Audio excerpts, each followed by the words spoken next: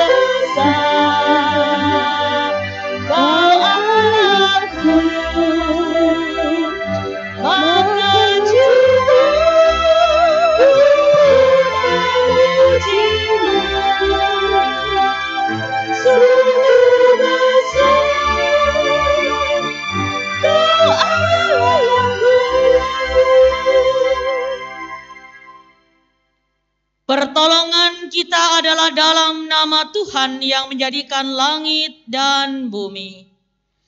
Kasih karunia Allah Bapa, damai sejahtera Yesus Kristus dalam persekutuan dengan Roh Kudus menyertai saudara sekalian.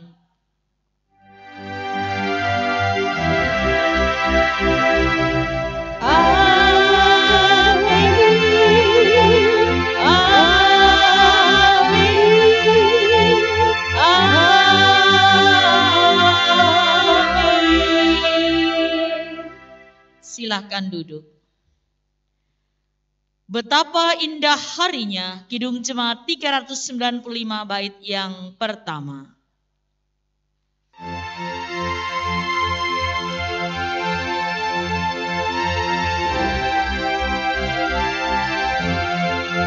Betapa indah harinya saat ku dilipat nebus, alangkah sukacitanya ku memberitakannya terus.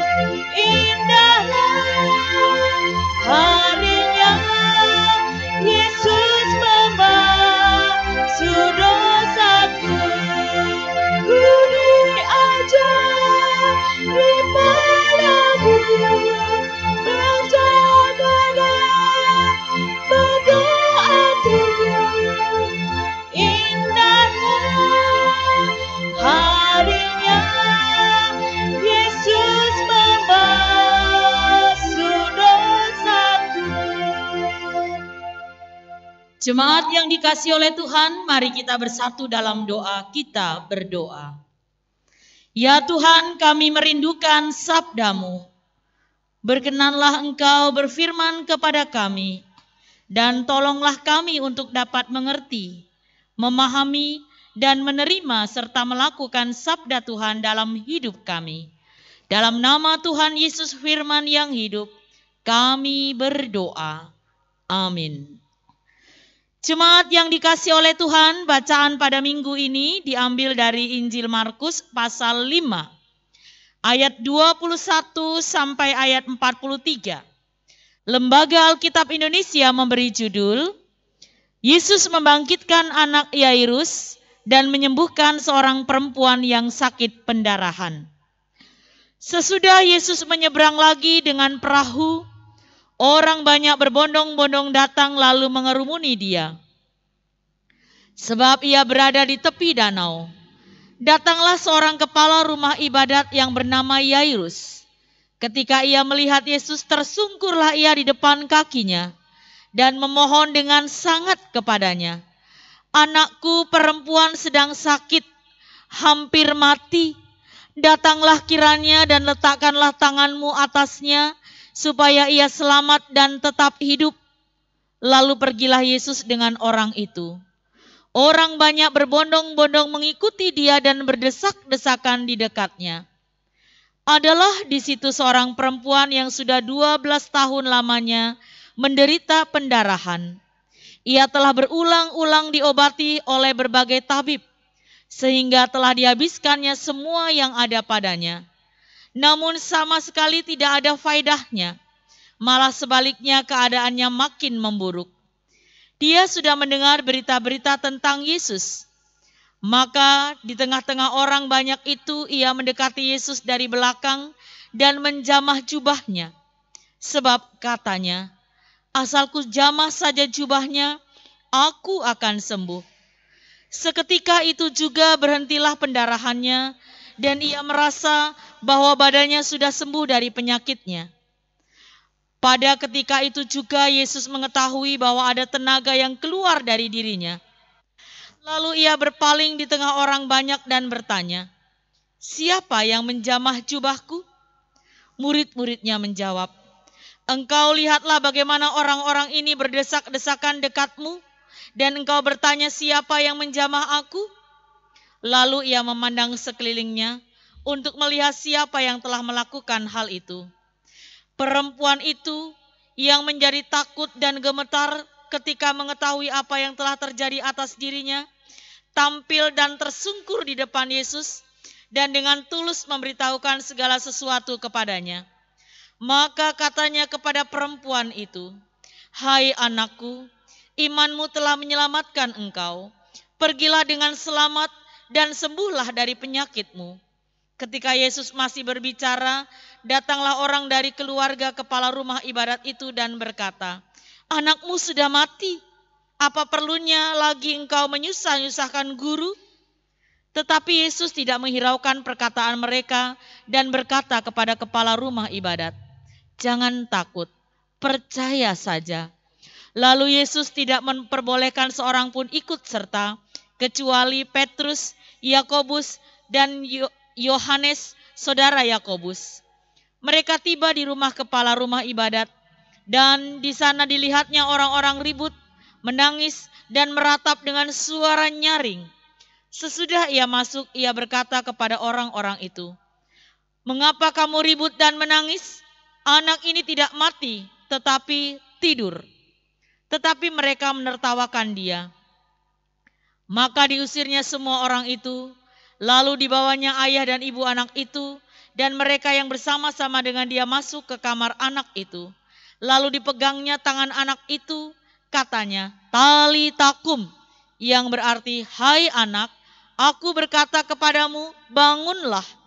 Seketika itu juga anak itu bangkit berdiri dan berjalan, sebab umurnya sudah 12 tahun. Semua orang yang hadir sangat takjub. Dengan sangat ia berpesan kepada mereka supaya jangan seorang pun mengetahui hal itu. Lalu ia menyuruh mereka memberi anak itu makan. Demikianlah Injil Yesus Kristus. Berbahagialah orang yang mendengarkan sabda Tuhan dan tekun melaksanakannya. Terpujilah Kristus. Haleluya.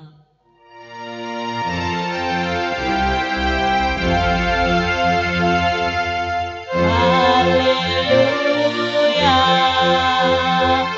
Haleluya.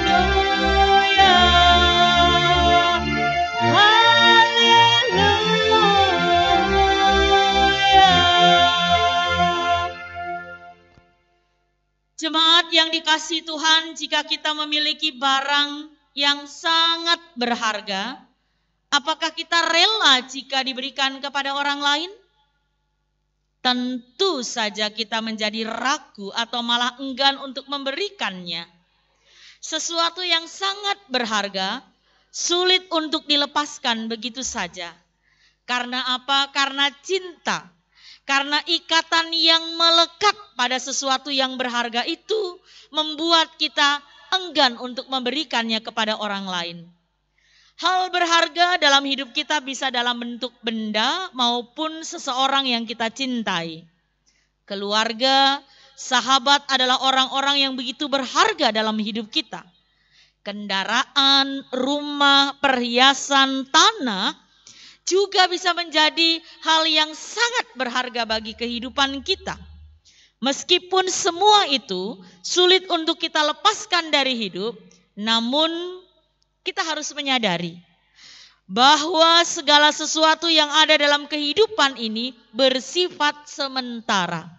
Semua yang ada dalam kehidupan kita itu sifatnya fana.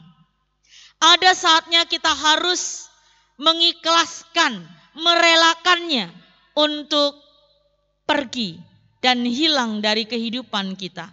Sesuatu yang berharga itu suatu saat harus rela kita lepaskan. Saudara-saudara, firman Tuhan hari ini mengajarkan kepada kita tentang tindakan merelakan, tindakan mengikhlaskan segala sesuatu yang kita miliki untuk kebaikan yang lebih luas, untuk kebaikan yang lebih lebar. Saudara-saudara yang dikasihi oleh Tuhan, di setiap pekerjaan atau pelayanan gereja selalu ada yang namanya hambatan dan tantangan. Ketulusan kita diuji agar hambatan itu tidak menyurutkan tekad kita dalam melakukan tanggung jawab pekerjaan dan pelayanan.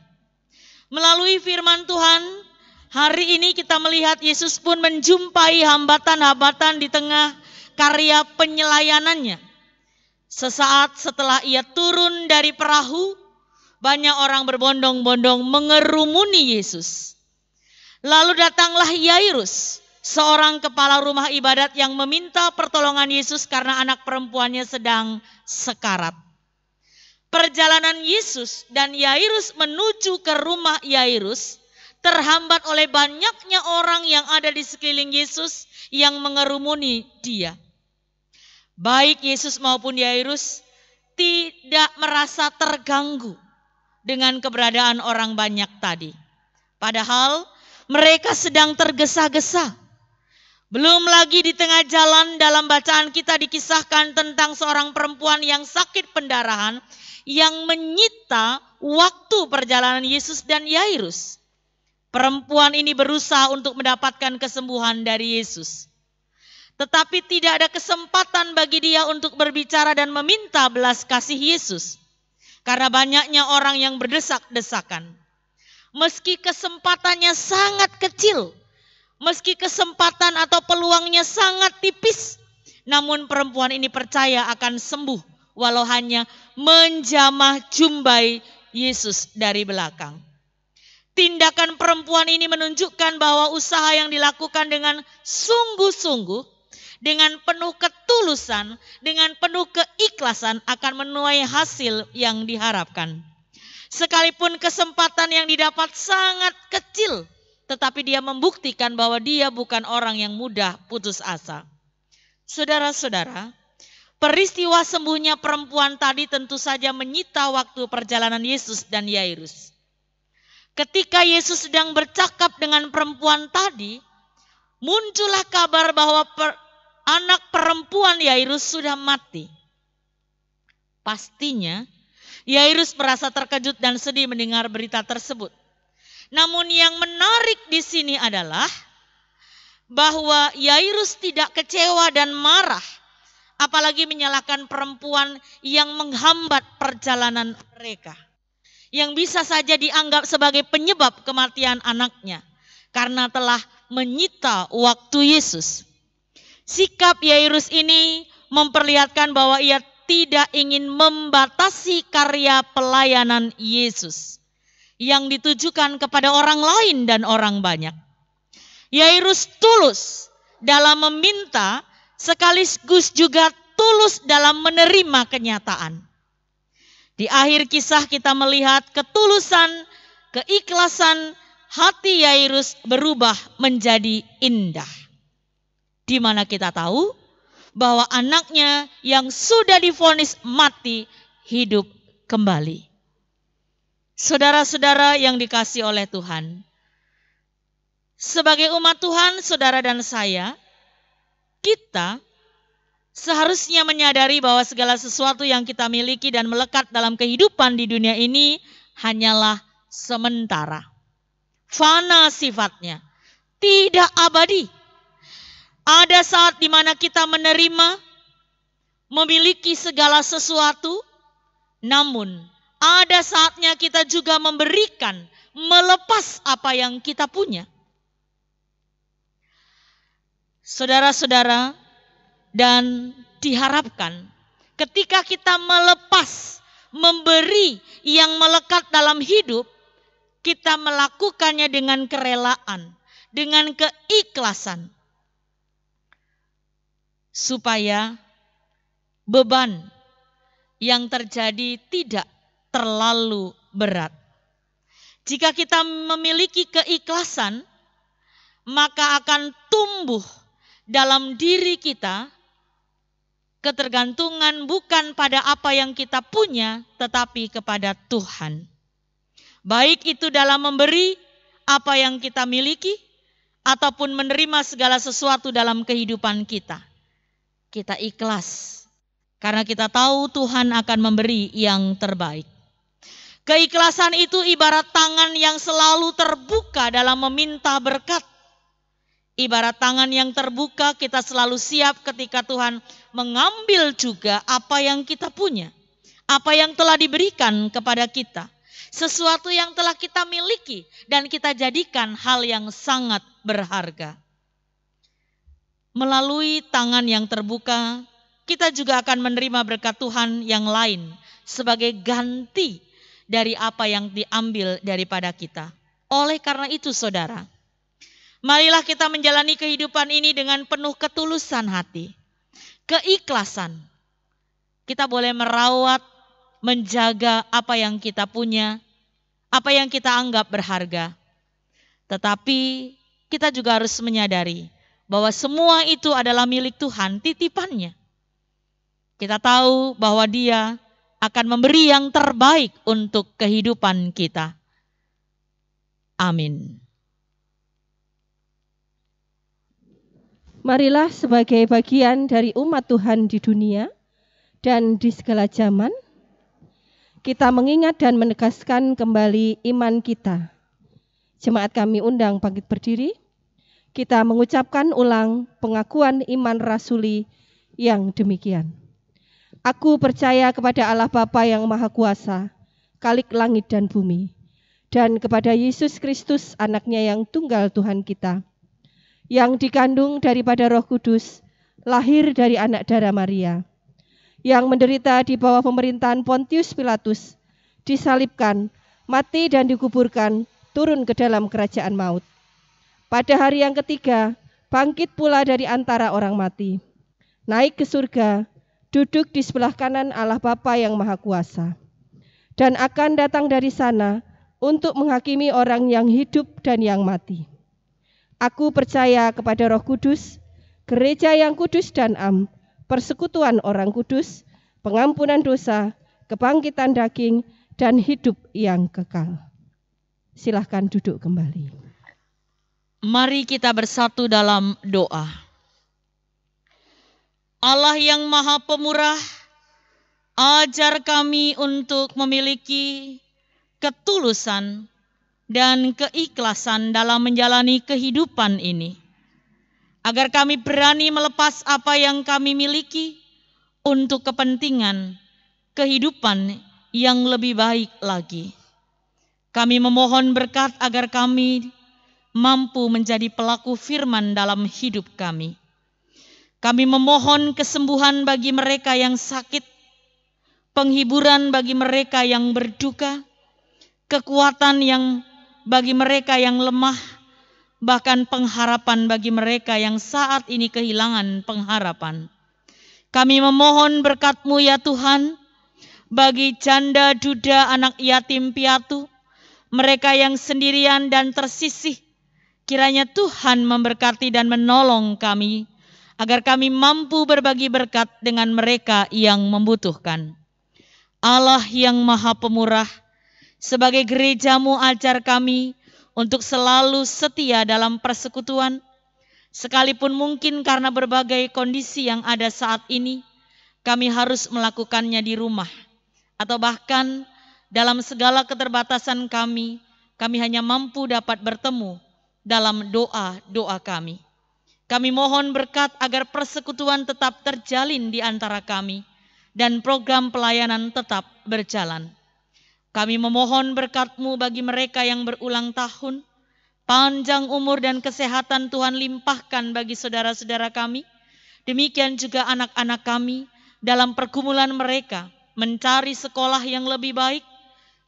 Kiranya mereka boleh mendapatkan apa yang mereka cita-citakan untuk menjalani kehidupan ini dengan lebih baik lagi. Buka tingkap berkat-Mu sehingga segala usaha dan pekerjaan kami boleh mencukupkan kehidupan kami dan kami mampu berbagi dengan mereka yang membutuhkan. Di masa pandemi ini Tuhan, dalam keprihatinan kami mohon berkat, kekuatan dan kesembuhan bagi saudara kami yang sedang sakit karena COVID, yang harus dirawat di rumah maupun di rumah sakit. Pengharapan yang daripada-Mu kiranya tetap menjadi milik mereka untuk tetap semangat dan memiliki kegembiraan dalam melaksanakan isolasi mandiri. Kami juga mohon berkat Tuhan bagi pemimpin kami untuk mampu berjuang mengatasi pandemi ini bersama dengan kami rakyat Indonesia. Ajar kami Tuhan untuk memiliki semangat dan kedisiplinan yang tinggi dalam melaksanakan protokol kesehatan. Karena kami percaya hanya dengan cara begitulah Tuhan kami boleh lepas dari masa sulit ini. Ya Allah yang Maha Pemurah, berikanlah kepada kami hikmat-Mu agar apa yang menjadi harapan kami, apa yang menjadi kehendak-Mu boleh kami nyatakan dalam hidup beriman kami. Ya Bapa, dalam pengasihan-Mu kami memohon, kabulkanlah doa kami yang kami pinta di dalam nama Tuhan kami, Yesus Kristus. Amin. Marilah kita menyatakan syukur kita kepada Tuhan dengan mengingat firman-Nya di dalam 1 Tawarikh 29 ayat 17 yang demikian bunyinya. Aku tahu ya Allahku, bahwa Engkau adalah penguji hati dan berkenan kepada keikhlasan. Maka aku pun mempersembahkan semuanya itu dengan sukarela dan tulus ikhlas. Dan sekarang umat-Mu yang hadir di sini telah kulihat memberikan persembahan sukarela kepadamu dengan sukacita.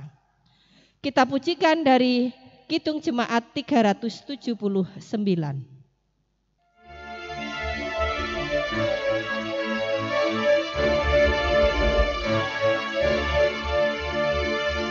Yang mau dibimbing oleh Tuhan dan yang berharap tak henti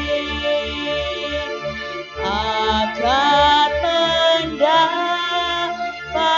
pertolongan, bahkan di saat terpedih,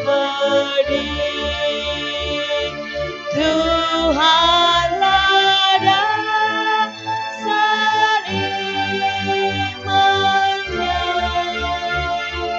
bukanlah pasir alasnya.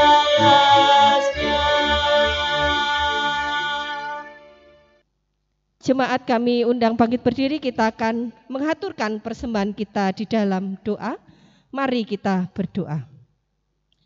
Ya Tuhan, terimalah persembahan syukur kami ini, yaitu umat yang telah Engkau selamatkan. Ubahlah benda-benda mati ini menjadi karunia-karunia yang hidup untuk pekerjaan tangan-Mu. demi kelebaran kerajaan-Mu. Dan ajarlah kami selalu untuk dapat mempersembahkan hidup kami kepadamu. Kami berdoa dalam nama Tuhan Yesus yang telah mengajar kami berdoa. Bapa kami yang di surga, dikuduskanlah namamu, datanglah kerajaan-Mu, jadilah kehendak-Mu di bumi seperti di surga. Berikanlah kami pada hari ini makanan kami yang secukupnya, dan ampunilah kami akan kesalahan kami, seperti kami juga mengampuni orang yang bersalah kepada kami. Dan janganlah membawa kami ke dalam pencobaan, tetapi lepaskanlah kami daripada yang jahat. Karena Engkaulah yang empunya kerajaan dan kuasa dan kemuliaan sampai selama-lamanya. Amin. Jemaat yang dikasihi oleh Tuhan, marilah kita kembali ke dalam kehidupan kita sehari-hari untuk melaksanakan sabda yang telah kita dengar. Arahkanlah hatimu kepada Tuhan. Kami mengarahkan hati kepada Tuhan. Jadilah saksi Kristus. Syukur kepada Allah. Terpujilah Tuhan. Kini dan selamanya. Terimalah berkat Tuhan. Tuhan memberkati engkau dan melindungi engkau. Tuhan menyinari engkau dengan wajah-Nya dan memberi engkau kasih karunia. Tuhan menghadapkan wajah-Nya kepadamu dan memberi engkau damai sejahtera. Amin.